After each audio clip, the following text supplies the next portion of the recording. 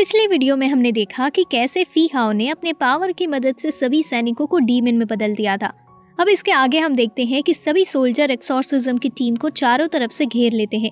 वहीं फी हाओ उन पर हमला कर देता है तो होंग जुन अपने पावर की मदद से एक शील्ड बनाकर सभी को प्रोटेक्ट कर लेता है। फी हाओ के ब्लैक पावर की मदद से सभी सोल्जर डीमन में बदल जाते हैं और फी हाओ उन्हें अपने वश में करके सभी पर हमला कर देता है। एक्सॉर्सिज्म की टीम उन डीमन को नहीं मारते हैं क्योंकि वे सभी किंग के सोल्जर होते हैं, लेकिन उन सभी से तंग आकर यांग सी एक पेन को निकालता है और उसके शाही की मदद से सभी सोल्जर को उसमें कैद कर लेता है। इसके बाद वो फी हाओ को भी उसमें कैद करने की कोशिश करता है, लेकिन फी हाओ इतना स्ट्रांग होता है कि वो उस शाही में कैद नहीं होता। इसके बाद फी हाओ ली पर हमला कर देता है, लेकिन होंग जुन अपने पावर की मदद से ली को बचा लेता है। ये देखकर फी हाओ होंग जुन को ही मारने के लिए आगे बढ़ता है तो ली अपनी शक्तिशाली तलवार से फी हाओ को एक ही वार में मार गिराता है।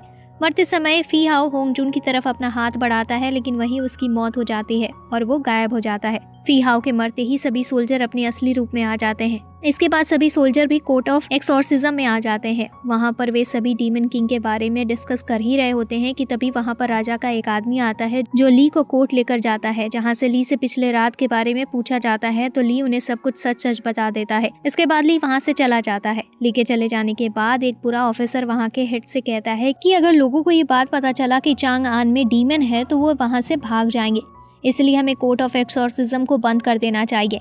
इधर होंग जुन और बाकी के मेंबर ये सोचकर खुश हो रहे होते हैं कि डीमन को मारने पर उन्हें खूब सारा पैसा मिलेगा, क्योंकि वे लोग इस बात से बेखबर होते हैं कि कोर्ट ऑफ एक्सॉर्सिज्म बंद होने वाला है। वहीं आर्मी के जनरल कमांडर ली से कहता है कि तुम्हें नेक्स्ट मंथ की 5 तारीख को कोर्ट ऑफ एक्सॉर्सिज्म बंद करना होगा। ली ये बात सुनकर काफी दुखी होता है और जब वो वापस आता है तो बाकी के मेंबर को खुश देखकर उन्हें कुछ भी नहीं पता था कि कोर्ट ऑफ एक्सॉर्सिज्म बंद होने वाला है।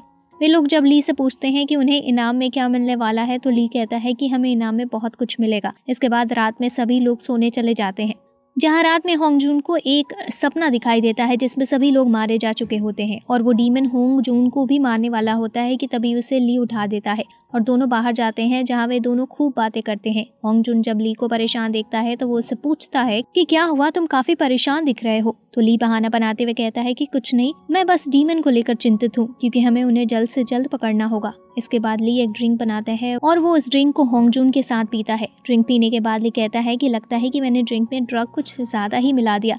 इसके बाद वे दोनों वहीं बेहोश हो जाते हैं। अगले दिन ली सभी से कहता है कि डीमन से लड़ने के लिए हमारे पास मैजिक पावर होना चाहिए, लेकिन मेरे पास ऐसी कोई पावर नहीं है। ये कहते हुए ली अपनी तलवार बाहर निकाल कर रखता है। वहीं होंग जुन भी अपनी ब्लेड को ली के तलवार के पास रख देता है। दोनों संपर्क में आने के बाद शाइन करने लगती है। ये देखकर यांगसी कहता है कि ये दोनों एक ही मेटल की बनी है और वो उस तलवार का नाम स्वॉर्ड ऑफ विजडम बताता है, जिसके दो अलग अलग साइड दो अलग अलग पावर को बताते हैं। एक साइड बुद्धा की पावर तो दूसरी साइड डीमन की पावर को दिखाता है। इसके बाद ली उनसे कहता है कि हमें उन डीमन को जल्द ही खत्म करना होगा और कुछ सोचने पर ली को इंपीरियल एग्जामिनेशन का एक क्लू मिलता है, जहाँ सभी डीमन का प्लान जुड़ा हुआ है। ये कहते हुए ली वीगन और याताई को ब्यूटी हाउस और होंग जुन को यांगसी के साथ इंपीरियल हाउस ऑफ इन्वेस्टिगेशन करने के लिए भेजता है। यांगसी और होंग जुन जब इंपीरियल कॉलेज आते हैं तो वहाँ पर होंग जुन का ब्लेड शाइन करने लगता है। तो ये देखकर होंग जुन यांगसी से कहता है कि यहाँ सब लोग डीमन हैं। अब आगे कहानी में ली का मास्टर उसे बताता है कि कोर्ट के कुछ ऑफिसर डीमन की सच्चाई को छुपाना चाहते हैं, इसलिए तुम्हें अब सोच समझ कर काम करना होगा। वहीं होंग जुन और यांगसी को ये पता चलता है कि इंपीरियल कॉलेज में आधे से ज्यादा स्टूडेंट डीमन है। इसके बाद 2 डीमन इन्हें मारने के लिए इनके पीछे आते हैं, लेकिन इस बीच एक स्टूडेंट उन दोनों डीमन से टकरा जाता है, जिसके बाद वो डीमन उस स्टूडेंट को ही मारने के लिए जाते हैं, लेकिन होंग जुन से ऐसा करने से रोकता है। तो इस पर वो डीमन होंग जुन को ही मारने के लिए उसका गला पकड़ लेता है। वहीं यांगसी ये देखकर उनके सीनियर का ध्यान उनकी तरफ करता है, जिसे देखकर वे लोग होंग जुन को छोड़ देते हैं और वहाँ से जाने लगते हैं। तभी होंग जुन एक स्टूडेंट को पहचान लेता है जिसे वे लोग ब्यूटी हाउस में लटकाए थे। अब रात होने पर सभी लोग एक जगह मिलते हैं, जहां पर यांगसी सभी को बताता है कि इंपीरियल कॉलेज में 100 से भी ज्यादा डीमन है। वहीं वीगन सभी को बताता है कि उन्हें ब्यूटी में कुछ नहीं मिला। उन्होंने जो डीमन पकड़ा था वो कुछ दिन पहले ही वहां आए थे। दोनों की बात सुनकर ली सब कुछ समझ जाता है और वो उन्हें बताता है कि वे डीमन सबसे पहले ब्यूटी हाउस में ही आए थे, जो वहाँ आने वाले सभी स्टूडेंट्स को मारकर उनका रूप ले लिया और उनकी बॉडी को जला दिया, और जो बॉडी हमें वहाँ मिली थी उसे वे लोग कुछ समय पहले ही मारे थे, जिसे वो लोग जला नहीं पाए और क्लब में मौका मिलते ही उस बॉडी को जला दिए। ली सभी को बताता है कि अगर ये डीमन उस इंपीरियल एग्जाम को क्लियर कर लिया है तो वे हमारे राज्य के खास सोल्जर बन जाएंगे, तब हमारे राज्य पर इनका ही राज होगा। ये सब सुनने के बाद सभी लोग उन डीमन को स्टूडेंट के बीच से अलग करने के लिए प्लान बनाने लगते हैं। वहीं उन्हें पता चलता है कि इंपीरियल एग्जाम 5 दिनों में नहीं बल्कि 2 दिनों में ही होने वाला है। ये सुनकर इनकी मुश्किलें और बढ़ जाती हैं। इसके बाद ली सभी को उनका अपना अपना काम समझाता है, जिसमें यताई को सभी स्टूडेंट्स का ID कार्ड लेने को कहता है और होंगजुन को बेहोश करने वाली दवा बनाने को कहता है। शाम होते ही होंगजुन बेहोश करने वाली दवा बनाने लगता है और थोड़ी ही देर में वहाँ यताई भी सभी स्टूडेंट्स का ID कार्ड ला देता है। इसके बाद ये लोग अपनी पूरी तैयारी के साथ अगले दिन कॉलेज में एंट्री कर जाते हैं।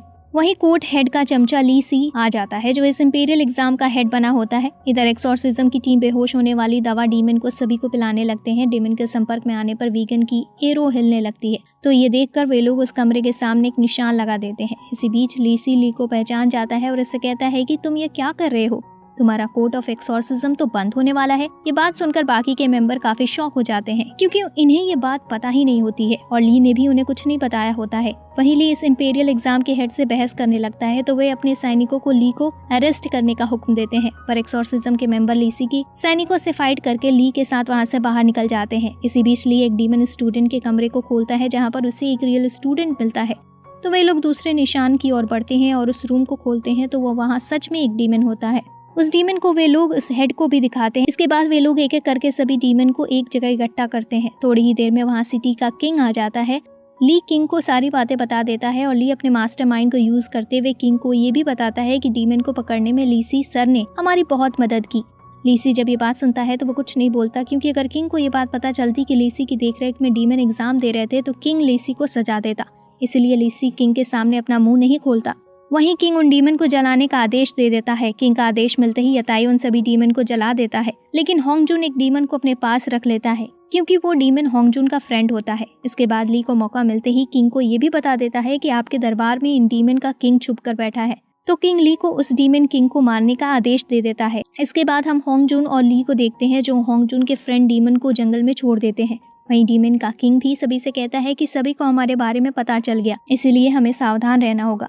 इसके आगे की कहानी हम अगली वीडियो में देखेंगे। वीडियो अगर पसंद आई हो तो चैनल को सब्सक्राइब करके बेल आइकन जरूर दबा लें, ताकि नेक्स्ट वीडियो का नोटिफिकेशन आपसे मिस ना हो।